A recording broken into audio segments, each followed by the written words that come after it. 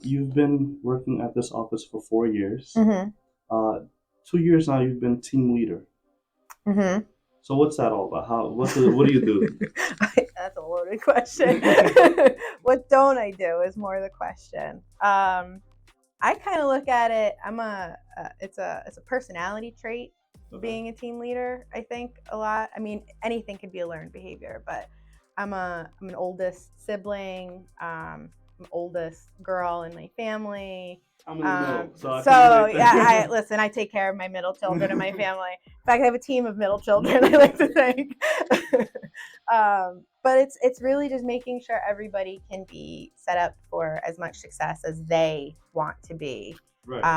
Not everybody wants to be, you know, $1 million listing kind of an agent. It's a part-time gig, and that's all they want it to be. They want to do 3 deals a year and let it be that, and I help them do that. But the Yes. agents that do want to, get on the circle of excellence and all that stuff, I try to make Circle of them. excellence. What is that? It's a little. I shouldn't say little. That's rude. It's a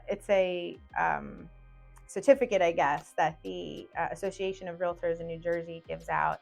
There's different tiers, kind of like the Olympics: bronze, silver, Okay. gold, platinum, and it depends on. You can have There's a minimum sales and transaction requirement. So if you have, I think, $2.5 million in sales and 15 transactions, you're a bronze level, and it goes up from there. So Got it's it. yearly. Got it. Um, so yeah, so that's really what I'm good at doing. So you've been here for 4 years. hmm Before that, you used to work at Helping Hands, and hmm then before that, you were at Hudson Group. hmm What made you get into real estate? So I started out of high school, 17, and what do you want to be when you grow up? I don't know. So I went to college to prove my guidance counselor wrong. I only applied to that one school she said I couldn't get into, and Just out of spite. honestly, yes, I had no idea what else Just to because you do. told me I can't get in, She I'm said gonna no. get in. I was like, watch me. So I did. And then I got there. And I'm like, I don't know what to do. So I went for architecture, and I was into it because my dad, he redid our own house and I kind of helped. Well, I helped him. I was 10, but like I filled in holes and handed him tools, and I was interested in it. Apparently, that doesn't make you an architect. So Probably not. no, partied my way through school and quit to save money. And then I accidentally got into the accounting field at Hudson on a temp job at first, and Nice. just didn't suck at it. So they hired me, and I progressed through there. And then I can't get into too much as to why I don't work there anymore, but um, I decided to change. I took some time off, um, change gears because I was okay at it, but I didn't. My blood pressure was high. I wasn't healthy. I didn't Didn't love like it. it. Didn't I love it. barely liked it. Yeah. So I tried my hand at like organizing, like home edit stuff. My body didn't like that because that is like tough girl Intensive. work, Okay. and yeah, no, my bones just couldn't do that every day anymore. And I was like, why not real estate? It was kind of Right. my 3 a.m. thought. Is I've kind of been dancing around a lot of it, but Right. because I did want to do interior design at one point too, but at that time when I was younger, that wasn't a real job, so I wasn't allowed to do that. Now it Now, is. man, I wish then I would have told my dad to go screw, but alas. So, okay, you've been here for 4 years now. How was your first year as a real estate agent? Kind of wild. Um, I was on a team as well. I started on another team, um, and the team I started on, I think that was my winning thing. Was that it was Damoon called them the Golden Girls. If you're familiar with the show, it was a bunch of more mature women. And I fit right in because I always say I'm an older woman at heart since I was like 10. And they really just let me learn everything from them. And I mean, I was there listening, whether they liked it or not, most of the time. But they invited me along on things, and Debbie actually, probably my main mentor, let me assist her on a lot of her deals, and she was gracious enough to pay me a little bit for it because most of the time you don't get paid anything to do Right. stuff like that. So And even still, I'll do that until she retires, which we never. She'll be doing this from the grave, I think. Uh, but but yeah, that's how I. But it was pretty wild because even with that, at the beginning, it kind of feels like there's no way you're gonna have friends because everybody's competition. So you're just kind of winging it because they don't teach you none of that in school. That how to get clients, how to advertise, how to tell everybody you know you're a real estate agent It was a without big learning process. a lot of it because advertising sucks. At least in my opinion. Oh, sorry. I know. Right? It's like my least favorite thing to do out of all of it. It's tough. It's not easy. Yeah. Are you a natural at kind of promotion and stuff like that, or was that a learned habit I'd like for you? to think so. That's what you tell I'd yourself. like to think so. I'm really outgoing. I like to go out there and just meet people and just just do it. Just talk. I just do it. That's how I go at it. I wouldn't say I'm a natural. Maybe it is a learned process. Mm-hmm. I mean, with anything, right? Sure. Yeah, you have your natural ability, and you can learn more about it. Right. But so, your first year, how many deals would you say you closed? So it was a short year. I think so I started here in August, and my first deal was a rental that closed. I think it was the end of August. So I think by the end of that year, I probably had like 5 to 6 rentals, maybe. Nice. I might be overballing there. I honestly don't remember. Right. I mean, it's been a while. Yeah, it was a few years ago. I'm going back 4 years in the past now. And my memory is after like yesterday is kind of tough. I don't remember what I ate this morning type of thing. Okay, kind of. So yeah, it was definitely all rentals, but I had started working with my first buyer before the end of that year. So your first buyer before the end of the year. Yeah, we closed the next year. Yeah. Everything before that was rentals. Rentals, yeah. Now 4 years later, mm-hmm. What are you on track to close right now? That's tough to say because mostly, I would say I do less of my own personal deals. I work mostly with buyers on my own. They're my preferred. Mm-hmm. I mean, sellers are fine too, but buyers I think are fun. You get to go exploring a little bit more. It does sound pretty fun. I think that was my least favorite part of my 9 to 5 gig was it was acute. And I like seeing different things. I'm very, all over the place. I need something to change pretty quickly. So that's why I like buyers. But I honestly have no idea when I'm on track to close this year, to be honest with you. That's probably terrible to say. But yeah, I mostly am assisting just about everybody that comes into my office at some point on all the, and now I make money on all of their deals too. So, but that's what I prefer to do, honestly. Total, with all of the deals, how many deals would you say you have been? Just a ballpark. Of everything that I've been a part of? Oh man, that's a number. This year? Yeah. I don't know, like 40? 40? So that's not bad. You went from like 1 to 40. You were about to say 50. I'm bad at remembering stuff like that. It could be anywhere between 30 and 50, I would say, is a reasonable that I've assisted on. You've come a long way. I could absolutely, I would say from that. From one deal, one buyer. Yeah. To like 30 to 50 now? Yeah. No, what changed? It's just time. It's just time. That you can't, I would say unless you just have some very specific background where you happen to be in a family of contractors or your cousin's a real estate mogul in Idaho or some very direct connection. You just need time, like anything else. It's learning because again, you learn nothing in school, and it's latching on to somebody. It's really a big lack in school. There's a lot of things that should be taught that aren't taught.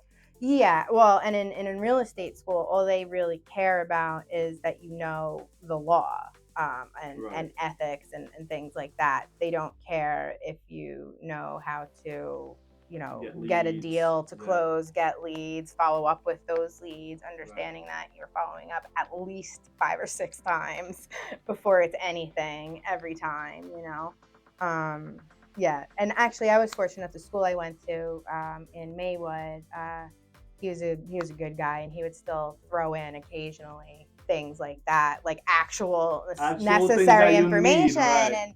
and I always thanked him for that because we had a couple substitutes that were just there reading a book and wanted to leave, and like a lot of teachers Right. in any field, but yeah, no, it's all on the job training, and if you're getting into this later in life, like I was.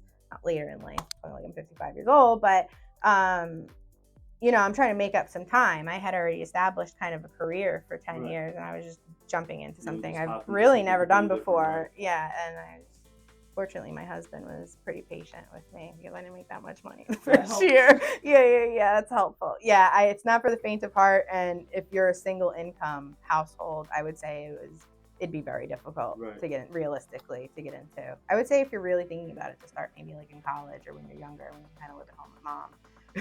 It's a good advice. You know, you heard that? Hello. While you're living with mom, it's a very cheap class. Just leave it on your back burner. You might need it one day. So, what is your process now to get leads? What do you do?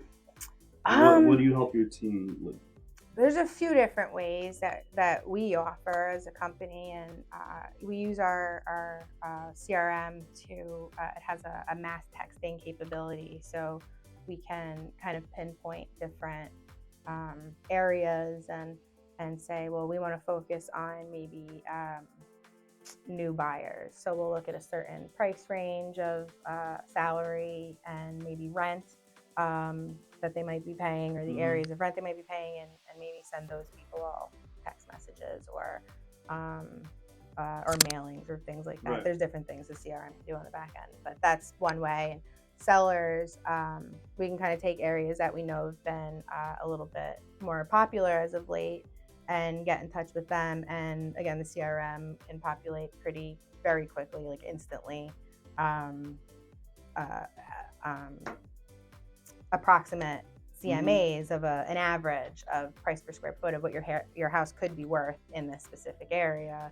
So if they are interested, maybe it'll get you in the door to. Right. So a lot of it is just being able to contact a lot of people at once, and the CRM also then helps you to follow up for you. Right. So it's one less thing. How are you populating the CRM? How are you getting the contacts into the CRM? That I cannot tell you. Fair enough. Maybe at another time, but yeah. Yeah.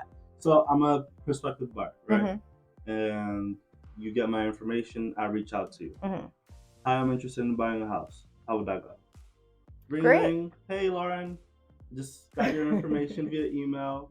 I'm interested in purchasing this property that you just showed us. Okay. So when you want to go see it? That's it. When you want to go see it? First, we'll go and see tomorrow. Tomorrow? Okay. What time tomorrow? About 12 o'clock. 12 o'clock works. Let me go make an appointment, and I'll get back to you as soon as I can. In the meantime, if you can just text me your budget, the areas you're looking for, your minimum bedrooms, bathrooms, and anything else specifically you might need, and I can get you on an auto email so you get the emails as soon as they come to market. We don't have to worry about waiting around, and you'll be on the open house circuit too. I'd say that's the difference between the first year and your fourth year. I would hope so, honestly. Would you be able to do that in your first year? No, not like that. Not in one foul swoop to be like, okay, gotta go, and then move on with whatever you were doing before you called me. Right, well, exactly, and that's honestly most of your day. This is the perfect job for somebody with any attention deficit disorder, and that is a fact, honestly. Everybody I know that's good at this job, I'm pretty sure is either diagnosed or undiagnosed at this point of ADD or ADHD, because you can't, if you think you're going to wake up one day and you're going to end the day like you thought you would at the beginning of it, this ain't it for you. And that's not to like be like scary or threatening, and that's enticing to people like me who just want like adrenaline and stuff like that all the time. But to people like my mom, it sounds like a nightmare. She just wants to be quiet and live, and she does her quiet sales, and that's it. It's a big difference from accounting, which you were going into. It was rough. And again, people that I worked with were wonderful there, and they loved what they did, and they were awesome at what they did. And I just felt like I don't belong here. But yeah. I got your email. I'm looking to buy a property. I'm looking to sell my property. Mm-hmm. hey Lauren, I'm looking to sell my property. I just got your email. How does that work? Hold on. Say that again. Hey Lauren, got my I just email. got your email. You want to sell your house? Okay. So basically, what we sent you is an approximate. I can't tell you what your house is worth without seeing it, and anybody who tells you they can is a liar. So if you can just let me know what time is best for you. I'm available most days during the week and on those a lot of times on the weekends. So let me know what your schedule is like, and I can come by and take a look, and we can go over some comps in the area that sold recently. What's the biggest headache you've had, like with somebody responding to that? Like, I don't want anybody walking into my house or something like that. So if somebody called me asking for this, I rarely get a very negative response. It's when it's unsolicited. Is when there's some pushback. When you knock on the door and say, "Hey," yeah. So not fortunately, but not super long after I got my license, COVID happened. So I didn't do much door knocking in the beginning because I was chicken shit. Sorry, to do that by myself. And again, I didn't have any real estate friends yet. And then I got kind of busy and didn't have time to do it. And then it got cold, and then pandemic. So I've mostly been cold calling, cold texting, that kind of thing during that kind of period of time, and it's just been an interesting.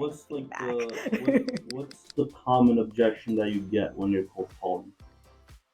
How'd you get my number? Sure, I'll sell for $1 billion. I mean, there's a lot of profanity. Oh yeah, I'll sell for $1 million. It was like a $350,000 house. Like it wasn't a bad house. It was a fine house, but it was not $1 million house. You know, they were just being, facetious and whatever. And more power to them. I mean, I get these texts myself all the time from different stuff, and I honestly just never thought to respond if it was just something I wasn't interested in. I just delete it because I don't have time. Somebody actually took the time to do that, though. Yeah, and that's okay. If that's what's giving them a thrill, like good, man. You have nothing to do with it. Like, you know what? I'm glad I gave that to you, and I delete you immediately almost every time out of that little chain that you're in. But sometimes it's a matter of somebody had this thought, and like before real estate, I wouldn't have known where to start is to finding an agent other than like what I've seen on television, which as we've all learned is not actual reality. No. If you've purchased or rented a house anywhere, that's not how it works. Yeah. No. So yeah, and I just try to make my approach as affable as possible. But you still get a few people that make you uncomfortable. What would you say is the most common objection? The one most common objection?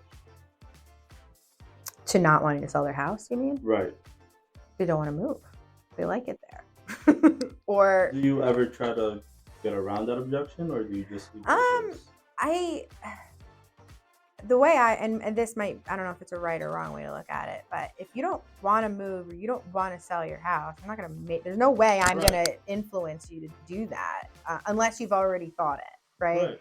So I'll give you the tools you need to make that decision. I'll give you the listing agreement. I'll give you my fee. I'll give you what I think you should list it at. I'll give you the full listing if you want. You have to tell me whether or not to post it. If you're not comfortable with it, that's okay. Call me in a year. I like to think that if I'm not pressuring somebody to do something that they're not comfortable with at that time, that they will come back to me in that year because I didn't do. And maybe that's the wrong way to look at it, because not everybody does, but I'd rather wait and kind of keep as much good karma as I can coming my way. Because if you're pressuring them, it's going to be a bad business relationship regardless. 75% of the people that I'm going to meet in this business, it's going to be the biggest purchase or sale of their life. You don't do this very often in most scenarios. So I try to take that responsibility with as much care as I can. Because it's the most money they'll ever have at one point, usually, in the majority of their lives. So, it's not a small thing, I would hope not. I can get away from some people sometimes. All right, so 30 to 50 deals this year. I gotta find this number now. Not that. What's your schedule like for the week? Uh, Let's start. Well, not for the week. Let's start off. How does your day start? my day starts. I'm a late riser. Personally, I'm usually up pretty late. Right. So I'm usually up around between 9 and 10, reasonably.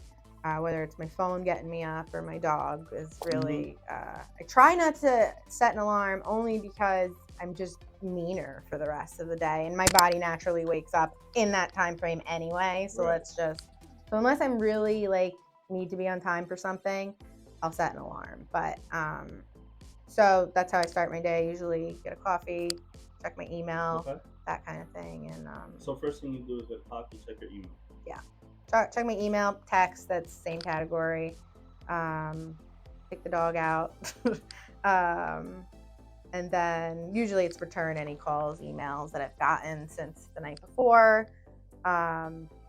And I'll usually only I have a very long list in my planner, but I try not to fill it with too much because half the day is just fielding calls from agents on my team. And then I'll usually throw in a couple of tasks I want to complete, whether it's, a spreadsheet for CRMs or scheduling or whatever it is. So let me just break that down a little bit. In the morning, 11 a.m. ish, you wake up. Or actually, 11 ish. Not 9 to 10 ish. Yeah, we're usually heavily working by 11. Right. So 9 to 10 ish, you're up. Get a coffee, check your emails. 11 ish, you're responding to those emails. And then after 11, it's... Yeah, usually around 11 is where I've responded to the emails and did whatever I needed to do. And that's when I'll start my first task of what I have written down, whatever it is for that day. Right. And then that'll get interrupted by different calls, emails, and things. Which is throughout why the day. Yeah, days usually. Are never exactly... Yeah, I usually schedule. There's days, actually, not too long ago, I way overscheduled myself. And I think I was late. Thankfully, I wasn't giving the training, but it was her first training. I was trying to be there to support her, and I was like an hour and a half late, and I felt awful. But yeah, I don't do that anymore. Yeah, we fixed it. Right yeah, there. Yeah. But yeah, no, it can get away from you pretty quickly. Your week. That's how your day goes. Your week. Do you have a specific day for reaching out to leads or? Well, so I tend to try to work from home Mondays and Fridays, which are the days I usually get my work done. Okay. As at least more because I'm spending less time commuting. So I take that time driving to and from the office to kind of focus on either whether it's lead follow-up or making sure auto emails for previous clients are still set up properly and not expiring, and things, following up with email, things like that. So that's Mondays and Fridays usually. Yeah. And then Wednesday through Thursday, you're in the office and you're doing what you said, right? Yeah, Tuesday, Wednesday, Thursday, usually 11:30. Well, now during the school year, we have interns that come in at 11:30, and then from then on, I'm usually here till about. I try to leave at 4 every day, but it's usually not till at least 5, and I've been known to be here around like 7 too. So, it all really depends. Yeah. Your leads, you reach out to them. How many times do you have to reach out to them until something goes? So the average lead, in my experience, and I've kind of I try to keep tabs on my agent's experience as well, and I think our average is usually between 5 and 7. Before that's to even get in a door. That's to get in the door. 5 to 7 times. That's 5 to 7 no's. And 5 to 7 leave me alone. Not today. Right. And feeling like the most annoying human on the planet. Yeah. Yeah. 5 to 7 times. Yeah. So I would say after 10 times, I'd be okay with you not giving up per se, but maybe throwing them in the CRM and not following up them personally regularly. Just letting. After 10 times. Yeah. Not the first time, not the second time, the 10th time. And now after I think you have a little bit of experience, you can kind of, for the most part, feel somebody out. Somebody who's completely uninterested in you. Right. And then somebody who might be worth it to follow up with that. And again, you still might not get that person anyway, but there was a little bit more of a chance than that other. It's a feeling all the time. I mean, it just comes with experience. After you've been doing this for a while, you just gotta feel for it. You know how it works. Sure, yeah. Right. So 5 to 7. That's Sorry for that number. yeah, that's pretty crazy. It's like if you're a first year, I would imagine that a few people are giving up after like the first one I did. Right. Yeah. Jeez. Remember that 5 to 7 times. Yeah, The it's like 10 for a times solid you year. away, Yeah, a solid year after the first one, I'd be like, okay, have a nice day. All right, so let's go back to the first year. I'm sure you're as team leader, you're dealing with a lot of new people. Mm-hmm. What makes why do you think that some people succeed in real estate and others don't? What's the difference? What's the personality difference? What's the character difference? And a lot of it is just work ethic. It's because you have to be very comfortable working for no money for a pretty long time before you get paid. And most people, rightfully so, are not cool with that. I understand that. It's a weird space to be in, that commission life. 9 to 5, yeah. No. So when you're working unpaid for seemingly a pretty long time, or at least what's minimum wage in the beginning, if you're lucky, it's hard to kind of get through that and think that you're ever going to be any better at this. And some people are and some people aren't. And I just say keep at it as long as you can financially. And like you said, it's a learn. Everything can be learned. Right. But I'd say the most successful people are the people that are less afraid to talk to a stranger. Like we've never met until today, and we're able to have a conversation. And as long as you're able to do that, I think you're able to get by pretty easily. So you'd say that the biggest difference between first year and somebody who's had experience is financial and just being able to talk to people. Yeah. And work ethic, I think you mentioned. Yeah. It's, and you don't have a boss. Like you have a broker, and they'll try to get you motivated as much as possible. But there's no one telling you to punch a clock, and it's kind of like that first experience in college. Like, oh my God, I don't have to go to class. Like nobody's watching me. But again, it's also a personal preference. Not everybody wants to do that huge. Because even that $1 million listing person, they're working a lot. Like that's not the lifestyle everybody wants. So it's really, but I'd say you get what you put into it. So it's a lot of hard work for $0. Your first year, if you were able to talk to yourself in the past, what would you tell yourself?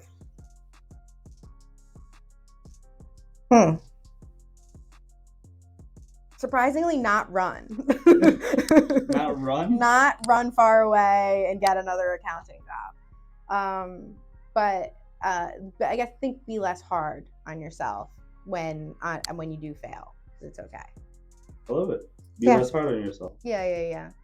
I think that, that applies to myself, honestly. Yeah. When you're trying to get the business up and running and something doesn't go your way and you get a few no's, you're hard on yourself. Yeah. It hurts. Yeah, it's tough to not be awesome at something that you thought you'd be awesome at immediately. At least for me, I'm an instant gratification kind of a girl. So but when you do get it, it is extra rewarding. So let's move into the buyers themselves, right? Mm-hmm. What is a question that if somebody is looking to buy a property, what should they be asking their agents? I would think so. Things, really, what are your personal deal breakers in a home? For some people, it's size of yard. For some people, it's bedroom size. For some people, it's quantity of bedrooms. Maybe it's a finished basement. Maybe it's taxes, or any combination therein. I think it's good to start with your wish list, and then your realtor can then let you know what's a reasonable thing of the reasonable things on your list for your budget.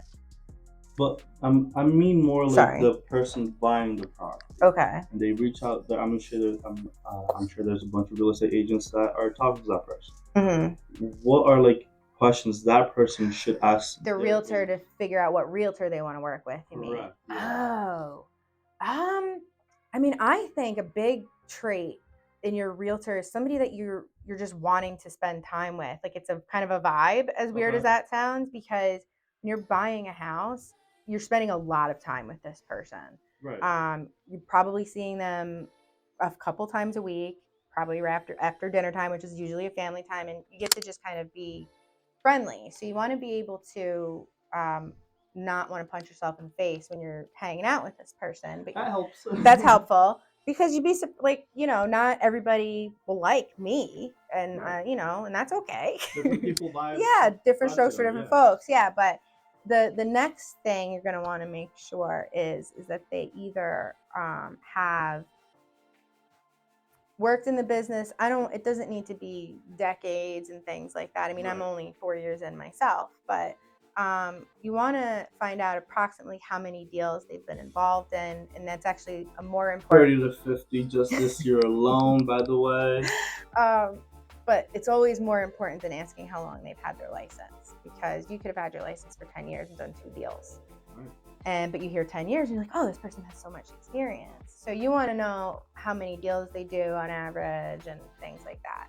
And if they say not that many, your next question is are you on a team? Do you have a strong team lead? Because I make sure all of my new agents are fully supported. It's like I'm on the deal with them through the whole negotiation process, and making sure all their contracts are right and as well put together as humanly possible to get picked. At the end of the day, it's always the number, but whatever. But yeah, that would be, because I don't want to deter people from working with new agents. Because they need to get experience too. But just because they've been in the business for 1 year doesn't mean they have less experience than somebody who's been in it for 10 years. But didn't do as many deals. Yeah, I mean, one of the top agents on my team, she became one of the top agents in 6 months. She's very young. Wow. Yeah, it was a side hustle turned into a main hustle, and she's now a team leader. But so, like I said, it always depends on the person. But yeah, don't always judge a book by its cover in that sense when it comes to the experience, because it's all hustle. So I actually asked somebody who recently purchased a property questions that he would have liked to have asked his agents. Okay. So one of his questions was, how would you point out flaws on the property to your clients? I'm usually pretty blunt about it. And I'm that way because it's mostly a personality trait. I'm not a fan of sugarcoating things. Things are what they are. It's not an offensive thing that something is what it is. So, because for some buyers, especially in the beginning of the process, you walk, oh my God, everything's so beautiful, and blah, blah, blah. And I know that's a water spot. It's a little musty down here in the basement. Or we're going to get an inspection. Everything's fine. Yeah. Like, so they're the things that my eyes are kind of trained to see, and it's easy to overlook. So I basically, first of all, curb them because we have cameras in the house now. So we don't want anybody to know how excited you are about the house. But I'm honest about what I see. And then my first thing is, I am not a home inspector. I'm just saying this is something that he will look at. Right. And that is what it is. But no house is perfect, even a brand new one.